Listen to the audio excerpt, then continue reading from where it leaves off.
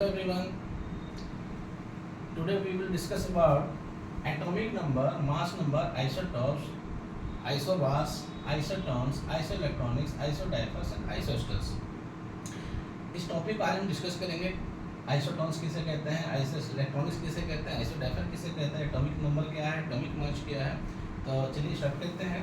सबसे first point है हमारा atomic number. Atomic number, what is atomic number? The number of protons present in the nucleus of an atom is called the atomic number. Number of protons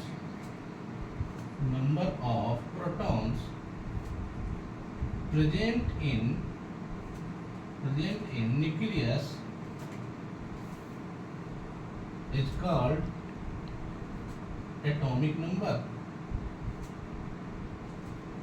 It is represented by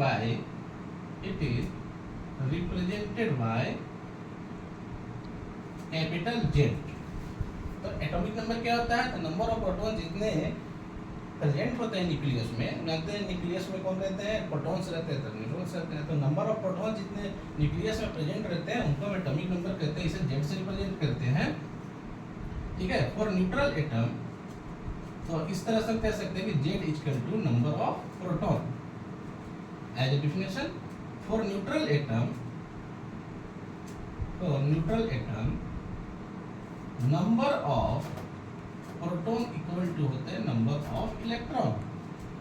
क्योंकि neutral atom है तो जानते हैं proton पे positive charge होते हैं, electron पे negative charge होते हैं। ये दोनों इक्वल नंबर में रहेंगे तभी वो न्यूट्रल होगा एटम, ठीक है। तो ये हुआ हमारा एटॉमिक नंबर। अब चलते हैं mass number. What is mass number? Mass number क्या है? The number of proton and number of neutron present in the nucleus is called mass number। Mass number कहते हैं, यानी कि इसे रिप्रेजेंट करते हैं हम कैपिटल ए से। It is represented by capital A. तो कैपिटल ए इक्वल टू हो जाएगा number of neutron plus number of proton, यानी कि ए इक्वल टू हो जाएगा number of N plus number of P. इस तरह से ये हो गया हमारा मास नंबर, ठीक है। और न्यूट्रॉन्स और प्रोटॉन्स अभी हमने बताया कि ये दोनों न्यूक्लियस में रहते हैं। तो ये न्यूक्लियस में जो रहते हैं प्रेजेंट उनको हम न्यूक्लियॉन्स कहते हैं। तो neutrons and protons are collectively known as nucleons. तो neutrons and protons collectively known as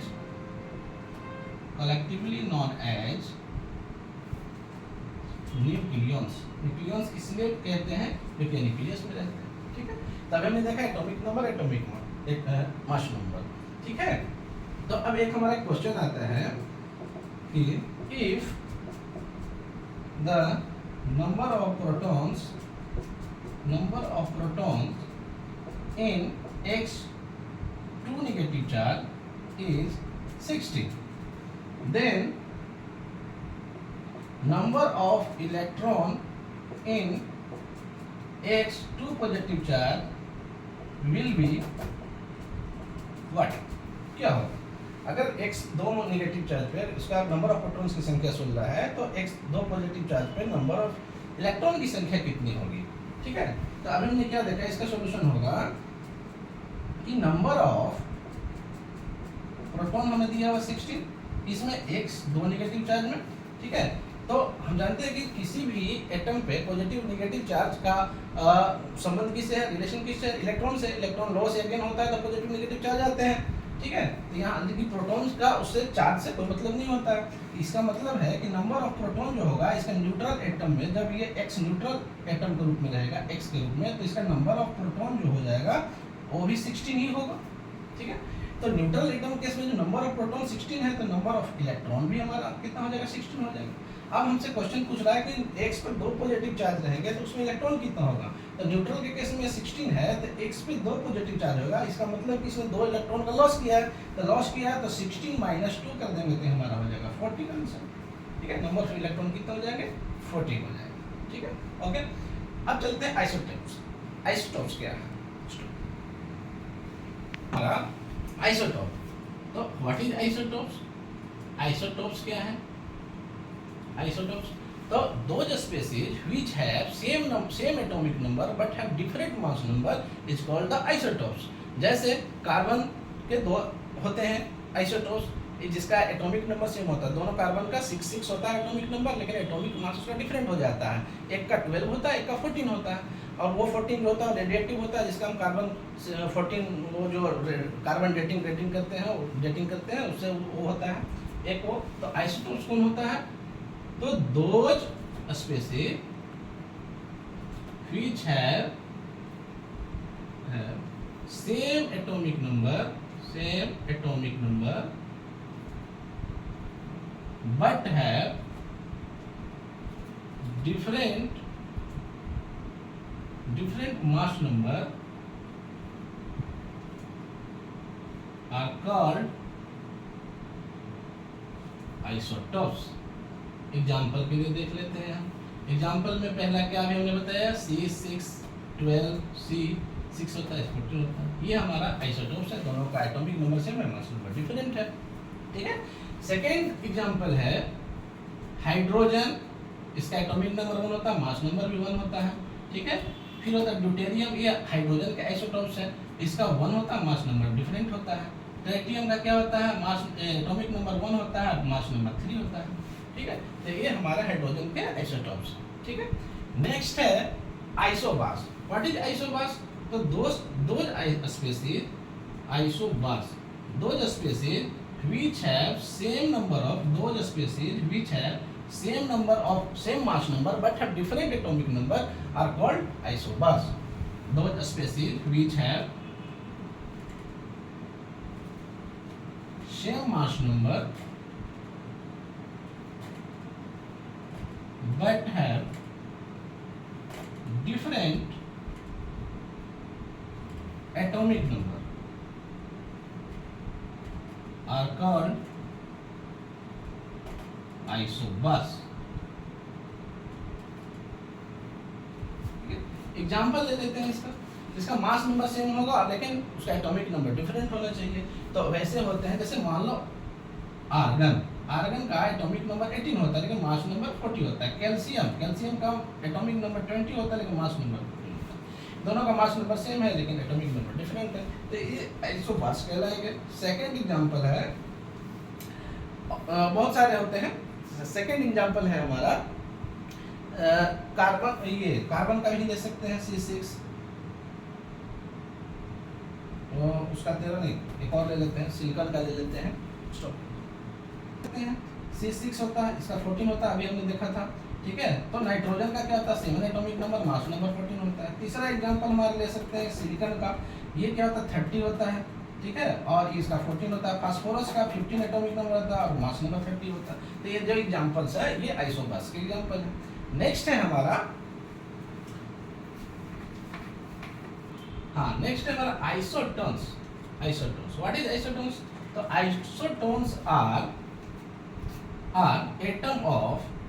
atoms of different element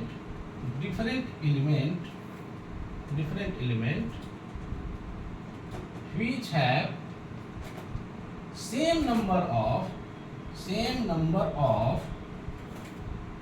neutrons same होंगे तो ये आइसोटोन्स कहलाते हैं, ठीक है। are called isotones. एग्जाम्पल ले लेते हैं आइसोटोन्स का, आइसोटोन्स के एग्जाम्पल ले लेते हैं, ठीक है। सिलिकॉन, फास्फोरस, सल्फर, ठीक है, ये 30 31 32 14 15 16। हमें क्या देखा, आइसोटोन्स वे होते हैं लेकिन नंबर ऑफ न्यूट्रॉन्स जो होते हैं वो सेम होते हैं, ठीक है। तो नंबर ऑफ न्यूट्रॉन्स को हम फाइंड आउट कैसे करेंगे?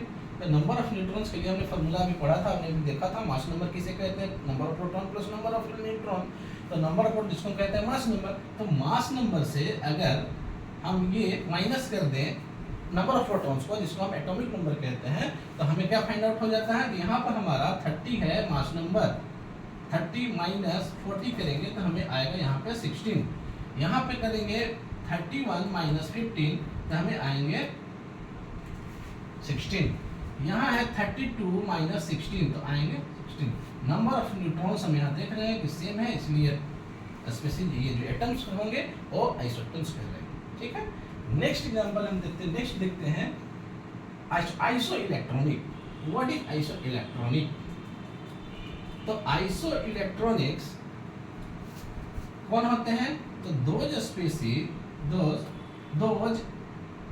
स्पीसीज कह सकते हैं। ये दोज एटम्स आयंस भी हो सकते हैं और ये मॉलिक्यूल्स भी हो सकते हैं। ठीक है, तो those atoms ions and molecules which have same number of electron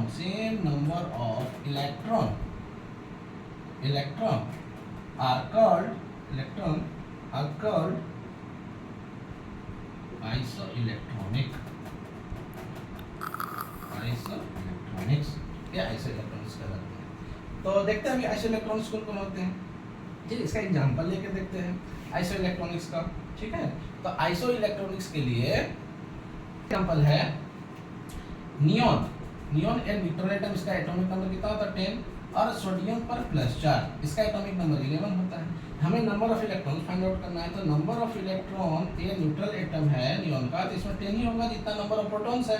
ठीक है, इसमें क्या होगा, इसका 11 होता है, 11 है एटॉमिक नंबर, उसमें एक +4 है, 1 माइनस कर देंगे तो ये नंबर 10 आ जाएगा।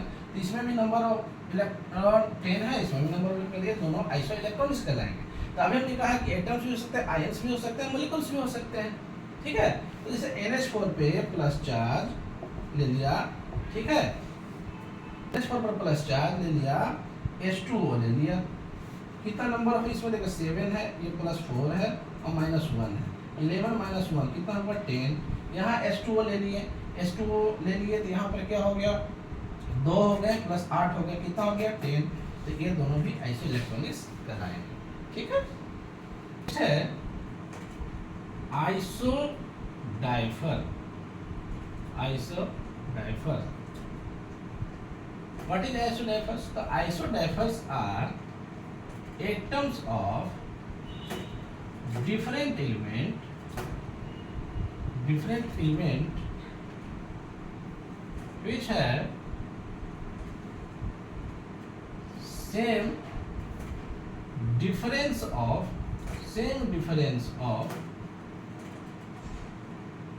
neutrons, number of neutrons and number of protons are called isodiapher। isodiapher क्या होते हैं?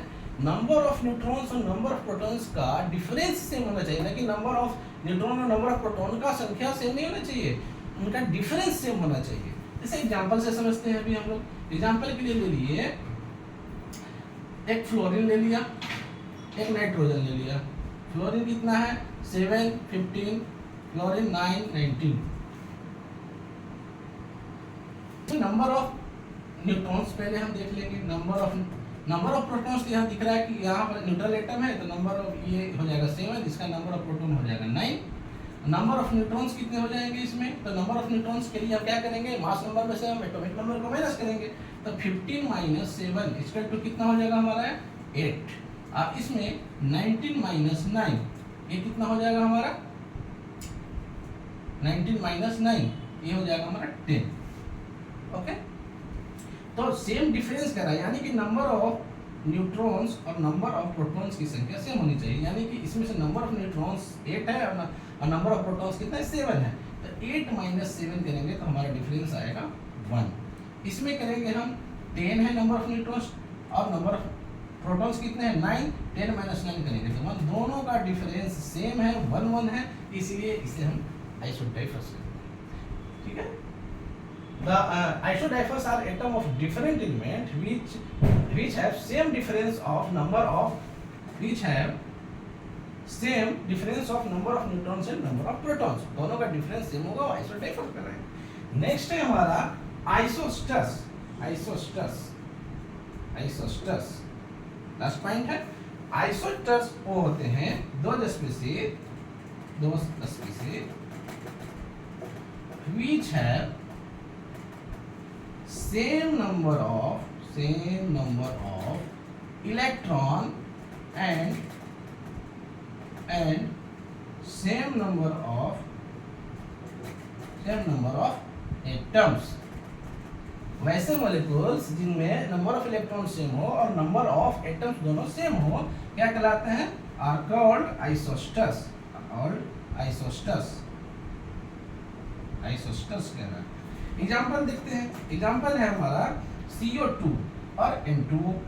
इसमें हम क्या कह रहे हैं? इलेक्ट्रॉन सेम होना चाहिए, नंबर ऑफ एटम सेम होना चाहिए। तो एटम की जो संख्या है, नंबर ऑफ एटम जो है इसमें कितना है? 1 + 2 = 3 और इसमें 2 + 1 = 3। नंबर ऑफ एटम्स सेम है। नंबर ऑफ इलेक्ट्रॉन चेक कर लेते हैं। नंबर ऑफ इलेक्ट्रॉन्स इसमें हो गया 6 प्लस में इसमें होता है 8, 2 × 8 कितने हो गए? 6 + 16 = 22। इसमें हो गया 7 × 2 प्लस में 8, तो ये हो गया हमारा 14 + 8 = हो गया 22। इसमें नंबर ऑफ एटम्स भी 3 और नंबर ऑफ इलेक्ट्रॉन्स भी 22, इसलिए इसे हम आइसोस्टर्स कहते हैं। तो इस तरह से ये जितने भी टॉपिक्स हमने आज टारगेट किए थे उसको कवर कर लिया। नेक्स्ट हम देखेंगे स्ट्रक्चर ऑफ एटम में। Next topic